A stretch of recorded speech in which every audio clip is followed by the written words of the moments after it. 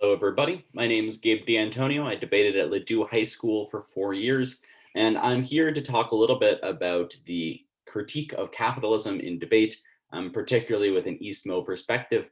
Now, a quick warning before we get started, go back and watch the K lecture. It helps introduce some of the terms I'm going to be using and talk a little bit about Ks in general, because we're going to be talking really specifically about the Cap K today, not sort of Ks in general. So go watch that first. What is the capitalism K? Well, it's a grand theory critique that positions capitalizing as a totalizing world system, causing, most, if not all, of the world's problems. And it often comes from a particular perspective, an anti-capitalist and academic perspective. Schools of thought like anarchism, Marxism, socialism, syndicalism, communism, etc. All those different buzzwords, you can generally create a CapK out of that type of ideas. It also combines well with other schools of thought, analyzing other forms of oppression, right? If you look at stuff like Black Marxism, eco-socialism, anarcho-feminism, you can sort of look at tons of different combinations between these different areas, and it's going to work really well. You can combine a critique of capitalism with almost anything. Now, it's important to understand all these different perspectives because often people will just sort of create a Frankenstein capke, right? Where you've got anarchists and Marxists and eco socialists all in the same K. And that's fine, but it's not going to go super well for you, right? Because what the anarchists think we should do and what the Marxists think we should do is completely different. And if you're going to be going against a team that knows that, you can run into some problems with your Frankenstein K because so much of it's going to be contradictory. So let's get into it. Focus on sort of the most basic aspects of a critique of capitalism that most of these are going to share. First, a quick theory review. We don't have time to take a full dive in. Here are just some terms that you're going to see come up a lot. First, we've got markets. This is the primary method for organizing the economy under capitalism. If there's not enough of something, say we don't have enough iPhones, the way that we decide who gets those iPhones is based on monetary exchange, right? Whoever can pay the most for the iPhone is going to get the iPhone. And that might make sense for something like iPhones, but doesn't make sense for something like food, right? Where the way we organize the economy under capitalism is that the people with more money are able to get more food, even if some people are literally starving. And you see that around the world, right? It's not like we don't have enough food for everybody to eat, but because our primary method for organizing the economy is a market, not everybody gets food. Next, the profit motive. This is sort of the main incentive for market action. It's the idea that both individuals and firms are looking to make a profit. This is a big motivator. And when you're critiquing capitalism, you often say that a profit motive is going to lead to bad things. If you look and say medicine, right, you could say that a profit motive for pharmaceutical companies means they're going to focus more on making tiny changes to drugs that already exist so they can keep their patent protections and make tons of money than they are making somewhat harder to monetize, but potentially more life-changing drugs that could really help people. Another term, exploitation. This is the idea that workers make more for their employers than they get paid. Now, this is sort of an obvious take, but on the other hand, it can be incredibly revolutionary, right? No employer is going to hire a worker unless that worker makes profit for them, right? That's true in most cases. A capitalist would tell you that. But what sort of many anti-capitalists are talking about there is that then the person hiring them is able to essentially exploit them to get that extra value, right? That's the profit they're making. And that if that person were, say, working and doing that on their own, they would be worth more, right? They're getting exploited less. And when we talk about something like raising the minimum wage, anti-capitalist thinkers will talk about that as changing the rate of exploitation. And you see things like work cooperatives where the workers are the owners, they collectively own a business, as an example of how to eliminate exploitation because there's no ownership class that's taking that money away from the workers. Next, two terms that were really popular in sort of Marxist looks at class. You've got the bourgeoisie and the proletariat. The bourgeoisie is the owner class. A really useful way of asking whether or not someone is bourgeoisie is ask whether or not they are profiting off of their pre-existing wealth or other people's labor in order to make their money, versus the proletariat, the working class, who sell their labor to survive, right? It's the ownership class and the working class. Finally, neoliberalism. This is a term for the sort of modern form of capitalism. It relies on market fundamentalism, deregulation, and more left-wing variants of it talk about how sort of unleashing the market is going to allow a rising tide to lift all boats. Essentially, that even if capitalism, neoliberalism leads to an uneven spread of resources, that's not actually too big of a problem because the total, growth in innovation and growth in the economy is going to, in the end, make everybody better off. So in a CapK, here are some of the links. So if you remember from the K lecture, what exactly a link is in a K, but you're essentially trying to establish a couple of things. One, that the affirmative 1AC is going to support capitalism through implementation. This is sort of a post-fiat way of looking at it. And then the second one is that an affirmative 1AC can rest upon capitalist assumptions or assumptions that support capitalism in a pre-fiat way.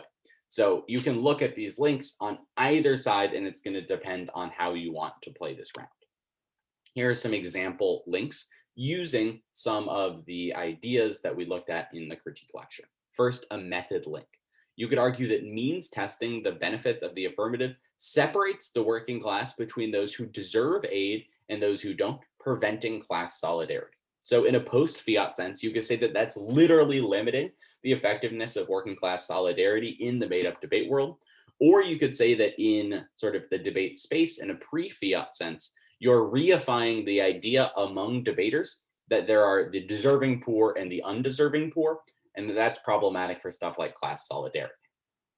Next, a theory link. You could say that the affirmative team's authors rely on a theory of market fundamentalism that is incompatible with a post-capitalist understanding of the world. This could be something like, I don't know, a carbon tax affirmative that's looking at solving problems through markets and that everything should go through markets. That can be both a pre-fiat and a post-fiat affirmative, essentially saying, that's capitalist logic, that's not going to work effectively. Relying on markets is bad. Exactly. A representation link. This is a pretty simple one. You're going to read the CapK. They're going to say cap is actually great. That's a representation link. Next, a discourse link. Something like the affirmative team uses terms like trickle down, which mystifies how the economy works and helps the rich get richer. Right? That might be a pre-fiat cap link. You could do something like a mission. You could say the affirmative team's failure to analyze the profit motive behind their impacts prevents them from solving them or addressing the real problem. Capitalism, again, that can be pre-fiat or post-fiat. And finally, an impact link that you might see on a CapK. You could say focusing on economic growth measured through GDP propagates capitalist inequality and environmental destruction. So these are sort of random examples, but I hope it gives you a sense of the different things that you can critique when you're making a critique of capitalism in a round of policy debate. Next, what are some common impacts for the CapK? In the post-fiat world, you're looking at things like ecological destruction, inequality, and collapse. So ecological destruction seems relatively simple, right? In order to drive the economy, we consume natural resources, we burn fossil fuels, and that keeping a capitalist system is pushing us towards disaster. You look at people like James Bellamy Foster, I believe, as a great writer on the sort of capitalism to environment direction. Next, inequality. If you remember, we talked about exploitation. Generally, in a system of capitalism, the rich get richer while the poor are squandered. You can say that capitalism is creating that inequality. And third, collapse is generally talking about how capitalism is an unsustainable system on its own, that it's moving towards collapse. You can look at this in sort of the small sense of stuff like the Great Recession, the Great Depression, as minor collapses, but you can also say that it's going to completely collapse, and there's a lot of really interesting evidence that talks about that. There's plenty more, but those are just some common post-fiat impacts. For pre-fiat impacts, you can look at stuff like atomization, the idea that capitalism is turning everybody into individuals rather than a collective trying to work together. You can talk about how sort of real world organizing is being harmed by the 1AC, that we could be doing anti-capitalist organizing, but instead, these sort of debate space norms or the ideas that are being spread in debate are preventing us from, say, joining a union. And finally, you can talk about how capitalism is sort of a moral atrocity. We have an almost deontological obligation to reject capitalism and capitalist ideas. Next, alternatives. In the post-fiat world, there are a couple of important ones. The first one, obviously, revolution. We've seen a couple of these. Look at Russia, look at Cuba, as examples of literally overthrowing a country and installing a non-capitalist regime. You can look at withdrawal, which is generally a little bit smaller scale, but it says that we're going to essentially take ourselves out of capitalism. We're going to form alternative institutions that are non-capitalist, and we're going to slowly grow and replace capitalism. And finally, you can look at something like organization. When you see an alt like form the Communist Party, that's an example of an organization alt. Next, on the pre-fiat side, you can have something about method or mindset, claiming that we need to change the way we think about things, or you can be proposing a new model of debate that's sort of an anti-capitalist model of debate. Now, I've never loved alternatives. They're sort of oddly abstract in the debate world. You really just need to find something that you like and you can defend. And as long as you can do that and explain it well, you're going to be all right. The links and the impacts are going to do most of the work. Finally, for framework and role of the ballot, you can look at fairness and education. So one way of looking at fairness, a turn or a link, you can say you're setting the rules for competition is actually favoring certain perspectives, that supposedly even rules are actually favoring something specific, right? And you can see this both in sort of a macro sense, right? Free trade is actually favoring countries that are already richer, right? Or you can say something like that in debate, right? Even rules about how critiques or framework work is actually favoring affirmatives who aren't questioning these sorts of issues like, is capitalism good or bad? On education, you can have a turn or a link that looks at something like the accumulation of knowledge versus the formation of an individual. Paulo Freire talks about this a lot, the banking model of education. When you hear people talk about portable skills or topic education, they're talking about how getting knowledge, getting skills, or trying to accumulate something. That's a very capitalist way of looking at education. Whereas Paulo Freire would say something like problem posing education, it's about forming an individual. And you can argue that, yeah, maybe you're getting tons of topic education, maybe you're getting all these portable skills, but if all that's doing is forming you into an individual who's going to be defending a capitalist system and that's bad, then that's not the type of education that we want. So that's a really important turn and link that you can use on framework and role of the ballot. Most importantly, let's look at the literature base. Talk about where you can go to read more about capitalism.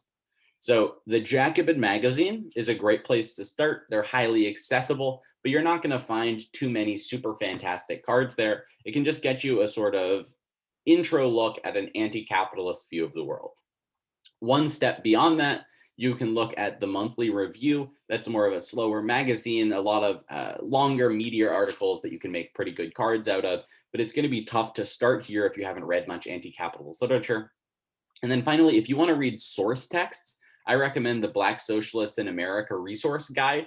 Me and my friends have been using this one for a long time whenever we're trying to figure out, what's the next good anti-capitalist thing to read. And I wouldn't suggest necessarily cutting cards out of like core Marx or anything like that, but it's really important to read it to sort of get an understanding of anti-capitalism. Finally, we can talk a little bit about answering the CAP-K, because I'm sure some of you are just here for that.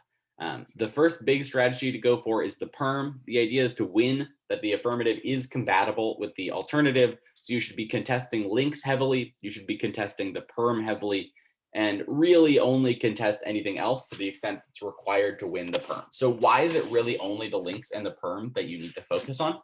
Because framework, it doesn't really matter if they're pre-fiat or post-fiat if both of your advocacies are all right. Right? You can win that in a pre-fiat world or a post-fiat world. Alternatives, obviously, you're going to be talking about the alternative when you're discussing whether or not it can be concurrent with the affirmative. And impacts, well, you're not going to worry about the impact if you've already won the perm because it's irrelevant, right? The alternative is happening anyway. So really, you just need to make sure you're not linking, and you need to make sure that you're not losing on the perm. And this is one really good way to beat the CAP-K, especially if you've got sort of a soft left affirmative. That's my favorite strategy. Another good strategy that you can look at is trying to go full on for cap good. There we go. The idea is to prove that the alternative is a bad idea and win that capitalism is a good thing. So a lot of arguments you'll see about, capitalism increases innovation, it increases prosperity, or you can say that, the alternative is directly bad, right? Transition wars is pretty good against like a revolution argument. You're saying, you overthrow the United States, well, that's going to be super bloody. Tons of people are going to die. That's a pretty bad impact. You can say that sort of like communism inevitably leads to totalitarianism, and that's bad. Essentially, in this, you're not worried about links, you're not worried about perms, you're just trying to turn the impact and beat the alternative, and then you can handle a CAPK. If you get pretty good at this, you're actually going to be able to beat a lot of CAPKs, because a lot of people reading CAPKs aren't super invested in the literature, and they're not going to know how to answer a lot of the capitalism good arguments. I hope this was a helpful primer on the CAPK. I hope many of you start reading the CAPK. More Ks in Eastern Missouri. It would be plenty of fun. Thank you all for listening. I'll see you later.